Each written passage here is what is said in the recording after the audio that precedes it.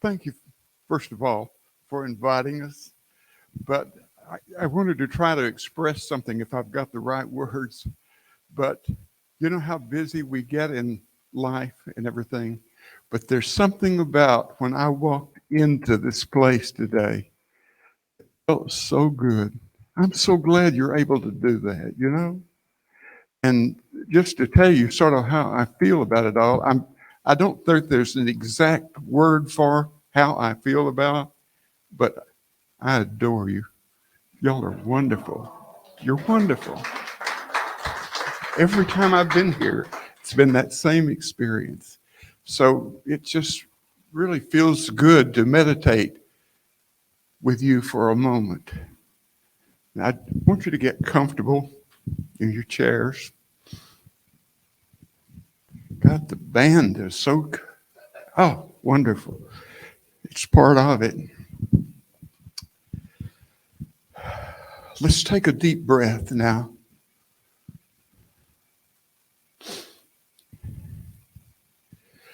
This is a moment that we go within.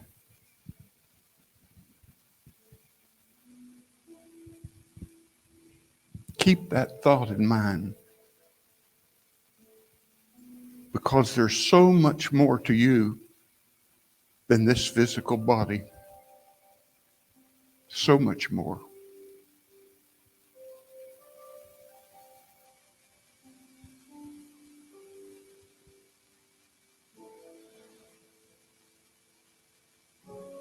This is a moment where we're looking at exactly who and what you are.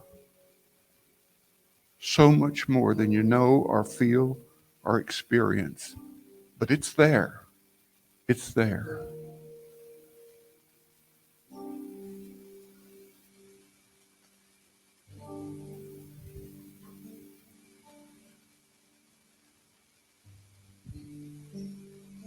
Feel the power that is yours.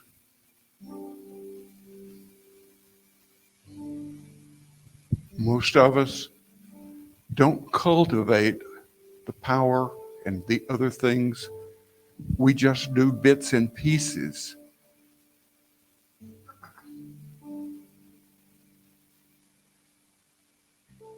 The physical world is just a thin layer of events covering over that greater power, which is you.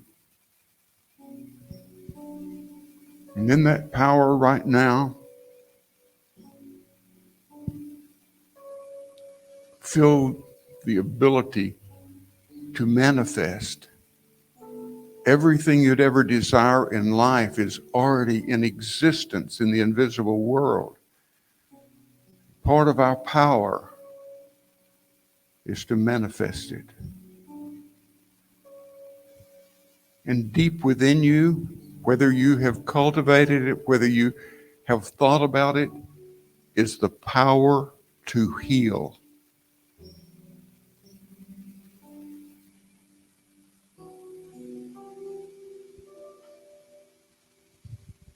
I believe you're already experiencing this, because as I walked in the building, I felt the vibrations that were so good. They were healing vibrations.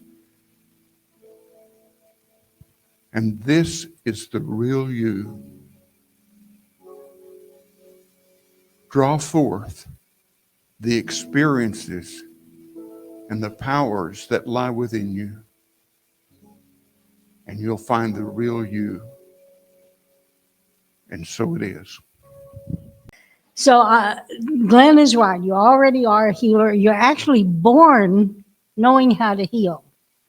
I want to tell you about my youngest son, who's now 47. We even have kids on Medicare. That's pretty bad. But this son is now a coach at Argyle High School. But when he was 3 years old, he stubbed his toe or skinned his knee or whatever little kids do. And I said, well, come here and let me kiss it and I'll make it all better.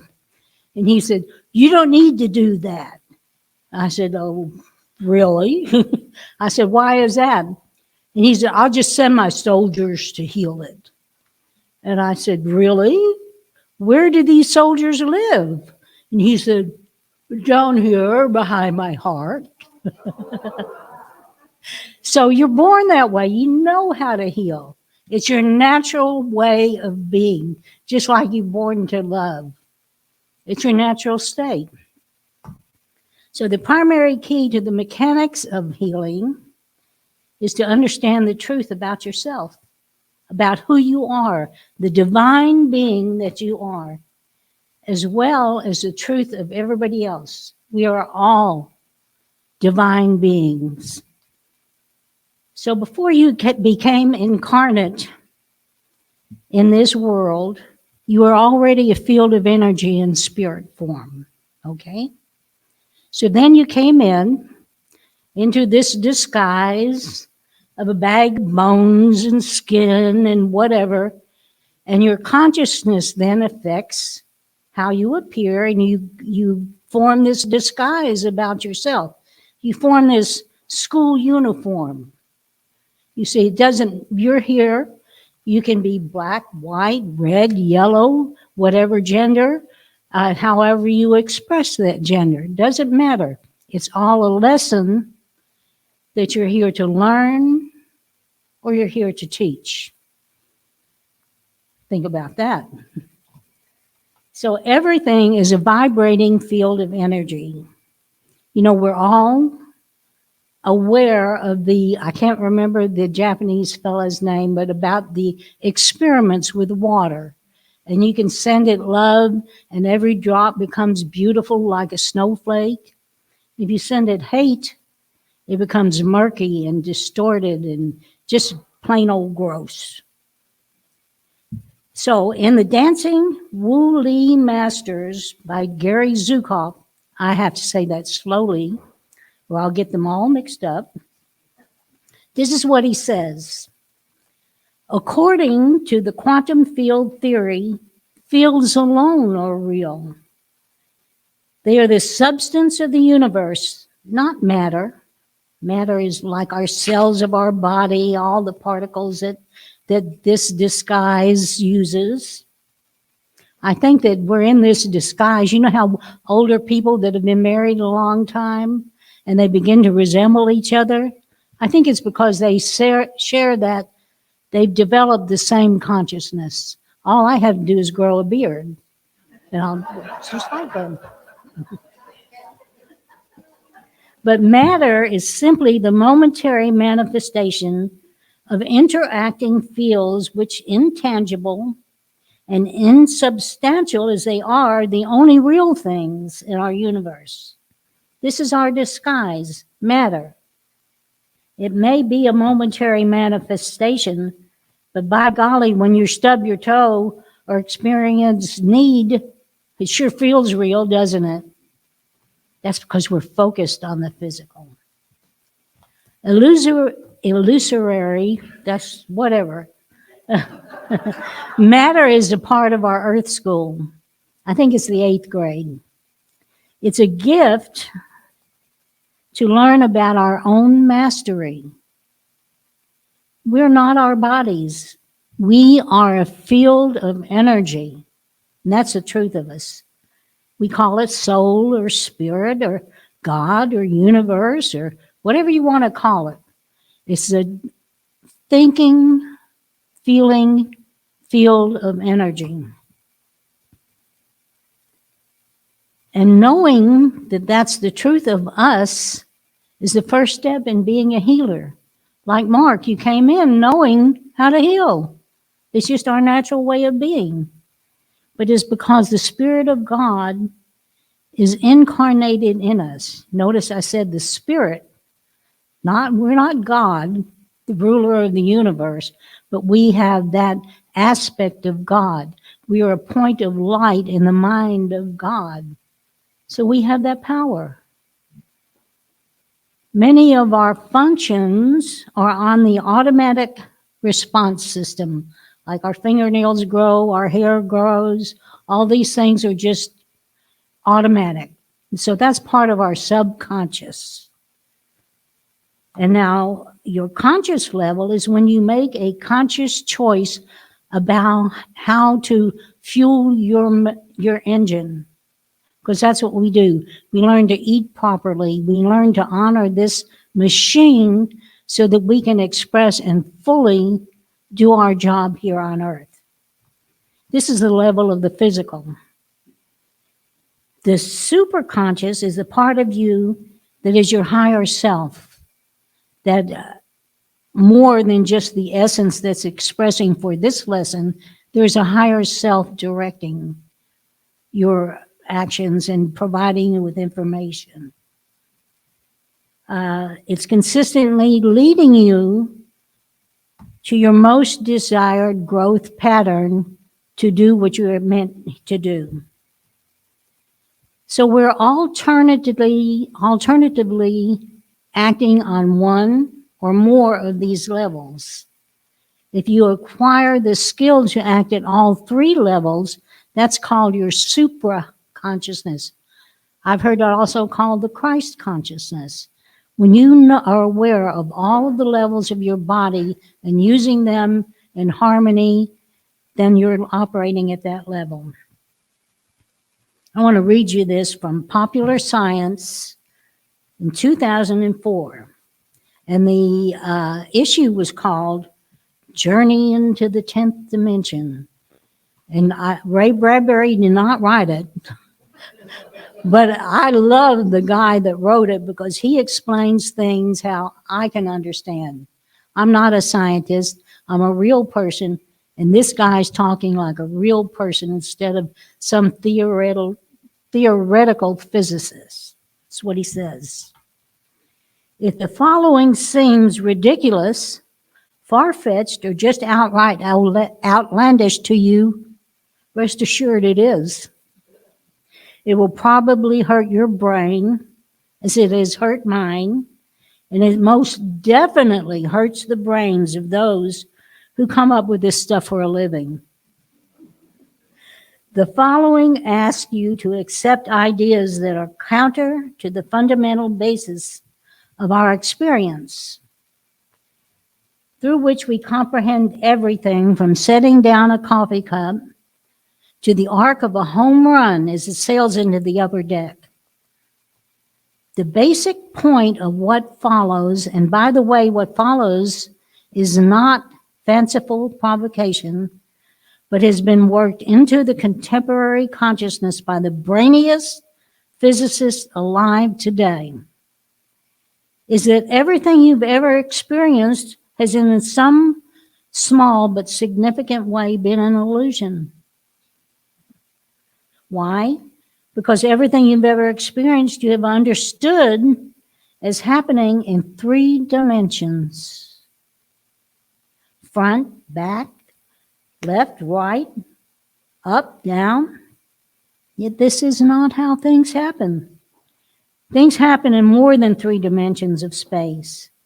To see them only in 3 is to succumb to a trick that the universe is constantly playing on us. And we've met these 3-dimensional people, and that's as far as they can go. They're in kindergarten. They'll go to the 1st grade and the 2nd grade when the time's right for that. But we've all met that person somehow, somewhere. What I like to think about here in Unity is that we go to classes, we meditate, we do the things that we have to uplift us to be understanding on the 4th and the 5th and whatever dimension.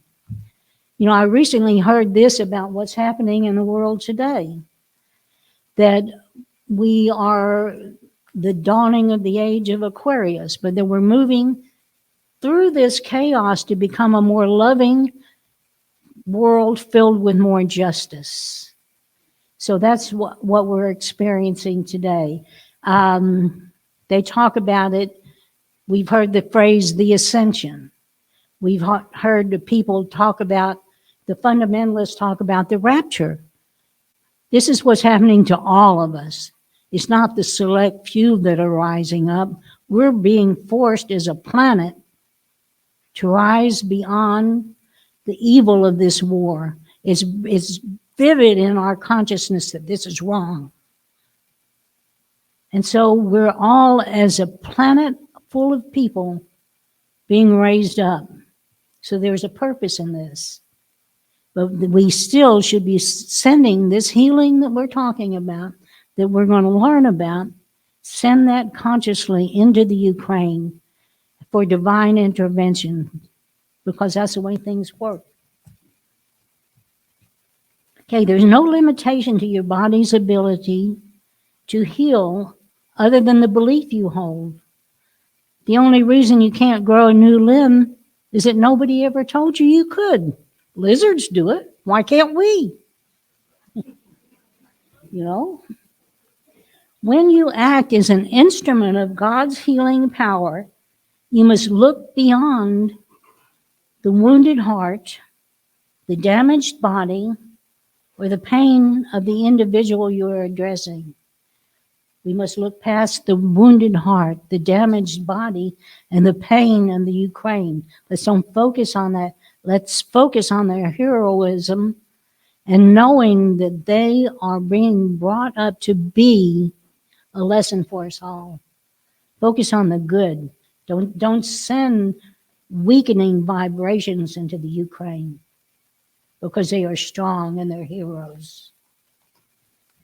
One of the things that we do when we heal is look beyond the illusion of the negative. I once had a minister in 1980, the 80s at some time, Reverend Gene Graves of Science of Mind. He told about this, how to learn to hold on to the perfection. He said, when you throw a broom into the swimming pool, everybody that sees that knows that the broom is straight. We absolutely know what a broom looks like.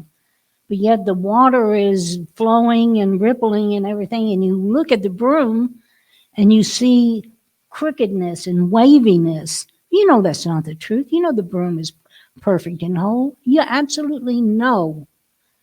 And that's how you become a healer, is to hold on to the knowing. Not the knowing, not the intellect, but the knowing of the perfection. So this is how you are a healer, whether it's for yourself or someone else. First, you know the truth of your own divinity. You are a divine being. You've all had some awareness of somebody that's been healed. You know that healing is possible. You absolutely know that with your own heart. You don't pay attention to what's before you. You hold on to that knowing, and that raises your vibration. That's our job here, is to learn how to raise our vibration. Just like Glenn talked about in the meditation.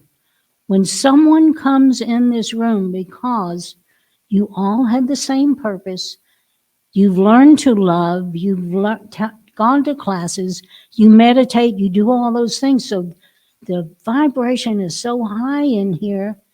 If a visitor comes in, they don't even know it, but they're being healed.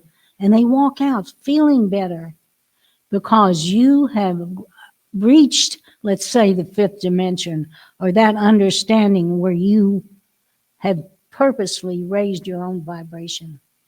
You don't have to say anything. You don't have to do anything. It just happens. So then you put your laser focus on the knowing of the truth of things. So the subject, however, the person that comes in or the person that you care about, they're experiencing something and they're not able to raise their vibrations. They're focused on their stub toe or their knee or their poverty or whatever it is that they're focused on, and that's all that they can think about. Your job is to raise your vibrations and hold that knowing that healing is possible, and that vibrates out to their energy field and raises up theirs. You're training their energy to be the same level as yours, however that is. It's got to be more than the focus of the pain on their knee or whatever. As a matter of fact, when you do a physical healing and that's all they can think about is, oh, then instead of talking about their knee, you touch their elbow or their wrist or whatever and say, well, how is this feeling? You know, you're tricking them to take the focus away from the knee so that that can heal. You're changing their focus, even though it's not true that there's anything wrong with their wrist. So that's what you're doing. You're raising their vibrations to the level of yours, wherever it is. It's got to be better than theirs. 3, from a position of an energetic being, you can summon life force. You call forth the healing energy of the Christ conscious, and however you think it, use it because it's all real.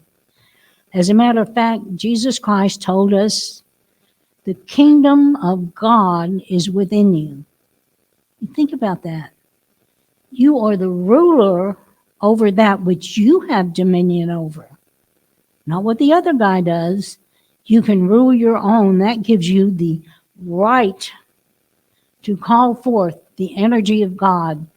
You know, the person's guardian angel or your guardian angel, whatever. There's no wrong way to do it, but you summon it with your intent and your love and send that energy to them. What happens, and this is really important, is none of your business. All you're doing is sending them your energy. You don't know their contract with God. You don't know whether this illness is meant to be so that they can have a lesson or they can give a lesson. None of your business. But your obligation and your intent is to uplift their energy. You see? I'm going to tell you about this weekend I had in New York. And when we went up there, my another son, had been in a play, auditioning for a play, Anything Goes, in New York. And he fell and broke his ankle. So when we went up there, we were, the schedule was we were going to go with him to have his cast removed. Then we were going to get on a train and go and visit this kid, Jack, who we knew here. And he hung around the house. You know, he was just a fixture around the house, like so many of the kids. We had 7. So our house was party central. And Jack was one of those kids, but he had AIDS and he was dying. And my son really wanted me to be able to do something to help him.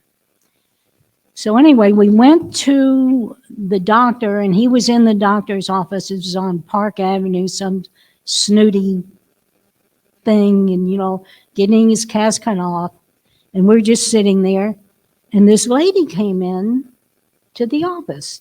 She was beautiful. She was a very large black lady, and she had every color of the rainbow on her. She was stunning. And she came in, and the receptionist said, "Do you have an appointment here?" And she said, "No, I came to talk to these people." She sat down by me, and she said, "Now, when you go tomorrow," she said, "you need to go in the bathroom and say your prayer, do your intent, whatever it is you're meant to do." And she said, "There will be someone there that opposes you, so don't talk about it. Just go in and do it silently." So, and then she chatted about her background and how she came to be a psychic and all of that. Very interesting story. We didn't know her from Adam, and in she comes. Okay, that's day 1. We're in New York.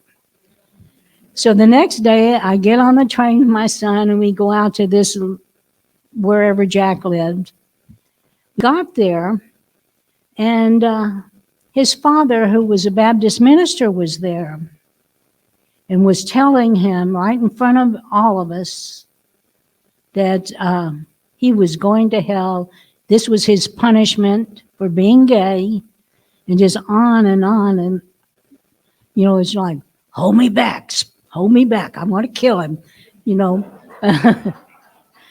And the reason that we went there, because Jackie used to love this sandwich that I made. Well, he had that, I can't remember what they call it, sarcomes, something like that. The little black spots of cancer. He had it in his throat and on his tongue and on his face. And I couldn't make him that sandwich because it was crunchy and it would have hurt him. So I went in the bathroom and I came out and I was just devastated because I realized he'd already chosen death. It was his punishment. He deserved it. And that was his choice. There was nothing I could have done, even if I could have done it. So I took all the responsibility onto myself that I couldn't heal this kid. And I was just suffering. So then the next day we went to see some friends of Matt's and show Nonsense. And so we're at the table and there were these two ladies and they were reading some book I had read about prosperity. So I started chatting with them and I told them, now you're going to be prosperous before the night's over. And they said, well, are you going to go hear Eric Butterworth tomorrow? I said, no, I didn't know he was here. Well, he had a big church and, you start into unity reading Eric Butterworth. And so she told me where it was and everything. So when Glenna and I went out, we paid their bill so they could be prosperous that night. And I was still so down. So we went to hear Eric Butterworth, and he was really, really old. He had to be helped up on the stage and held up while he did his message. The place was silent. He had a little feeble voice, but everything was so quiet that you were able to hear the message. And this is what he said.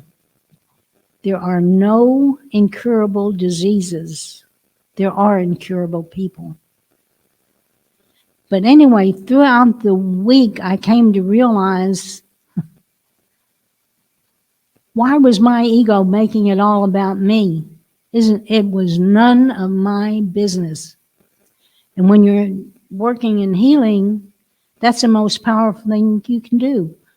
Why let your vibrations be so low because I am the healer? BS. No, it's not that way.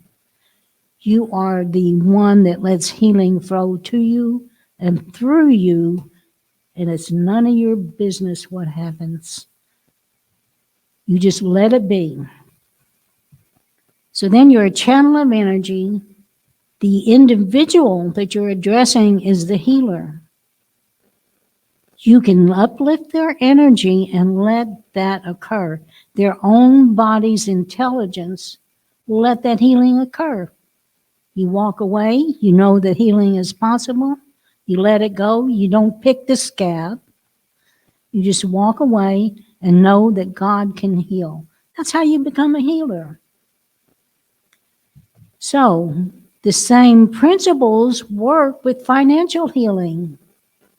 It works with every type of healing.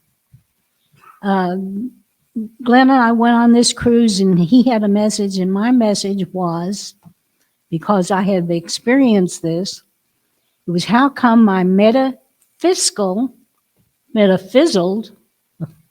and why ain't truth working for me?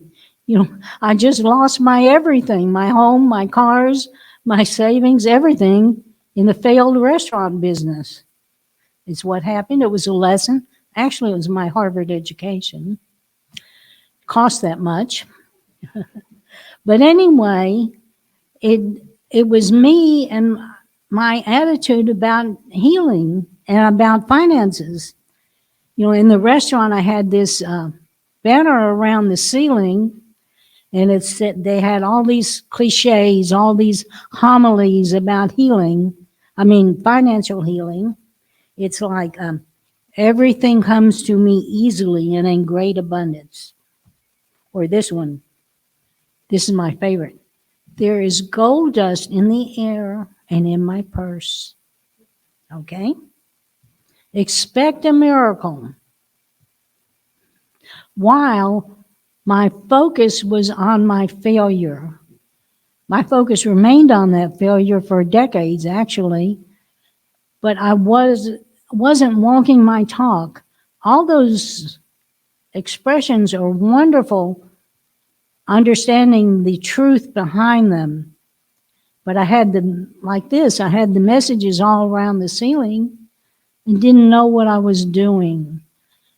I've grown, I've learned since then, and we can learn. But we don't put our laser focus on the problem. We constantly allowing spirit to speak to us. I know here at this church, many times you've had that Dave Ramsey course, right? It's wonderful to teach you how to handle money. I came up in the foster system. I didn't know how to handle money. And I just went into this business blindly. So anyway, for financial healing, it's the same thing. You recognize that you are energy and energy can come to you. You know, dollars aren't the root of happiness. They're not the root of evil either. It's just simply a symbol of how you're handling information that, and the money that comes to you. You keep your laser focus on the perfection of all that is. One of my sons was having financial problems. I told him this. I said, just think of it like this. You've got a St. Augustine lawn, okay?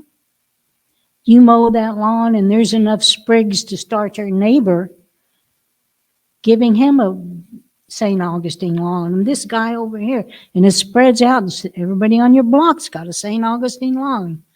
And that's how the universe is. It's an abundant universe. All you have to do is water the grass, nurture it, and you've got a St. Augustine lawn.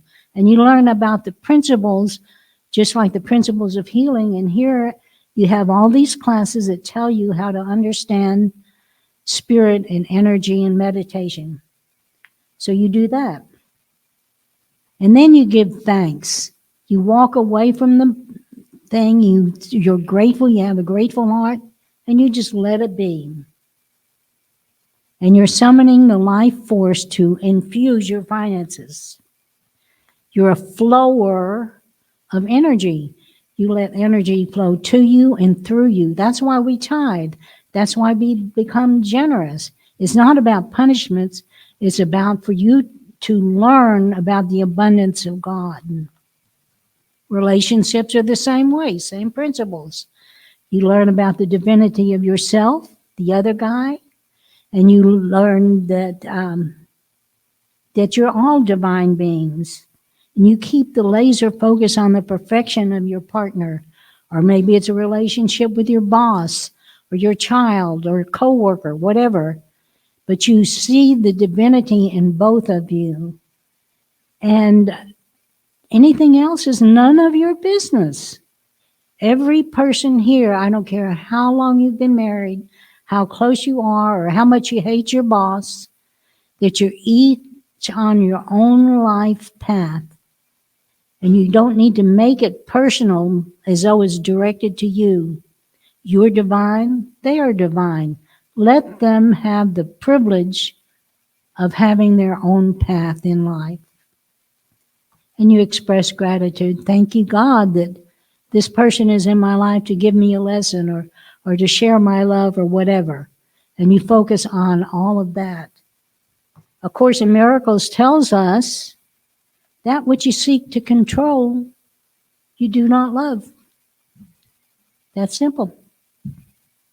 So that is our obligation as a spiritual being, to keep yourself loving, to keep your vibrations raised. You can walk through the grocery store, you walk through every place, but because you're radiating out that healing energy, you're healing everybody that you come in contact with.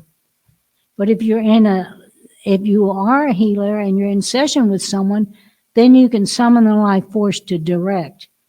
But all along, you're walking through life with a higher vibration. I know if you've heard me very long, I've used this illustration a lot, but it's so poignant to me. I read it in a book somewhere, and I've never forgotten it, but I can't remember the name of the book or when I read it. It says this: the beast didn't know he was beast until he looked in the eyes of men. You see, that's how someone recognizes themselves, by how you see them. They're not only the window to your soul, it's the window to their soul. And they believe what they see in your eyes. So you need to see all that they are, the divinity in them.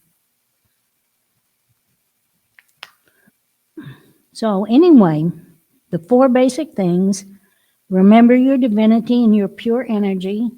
Focus on the perfection. You have a right to summon life force and release and let go. The same for every issue that you have. So call forth that remembering. It is the body's natural inclination to be perfect. So you bring your energy into that alignment to the perfection of what is. Namaste.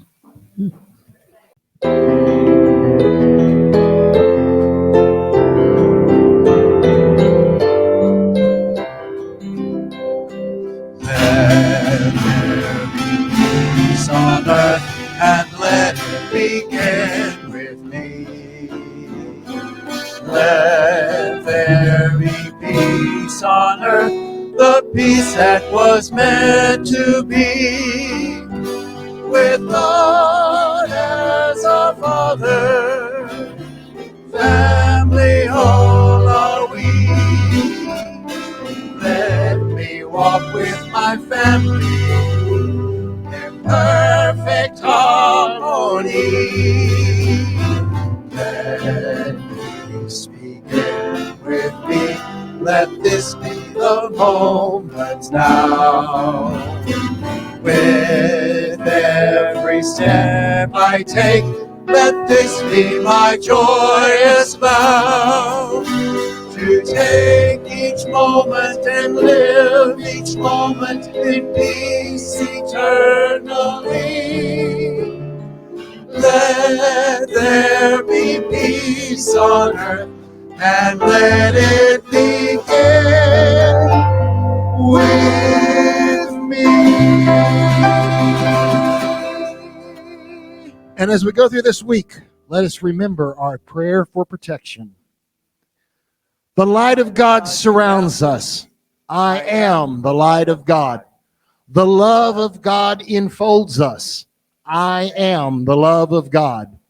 The power of God protects us. I am the power of God. The presence of God watches over us. I am the presence of God. Wherever we are, God is, and all is well. Have a great week, everyone.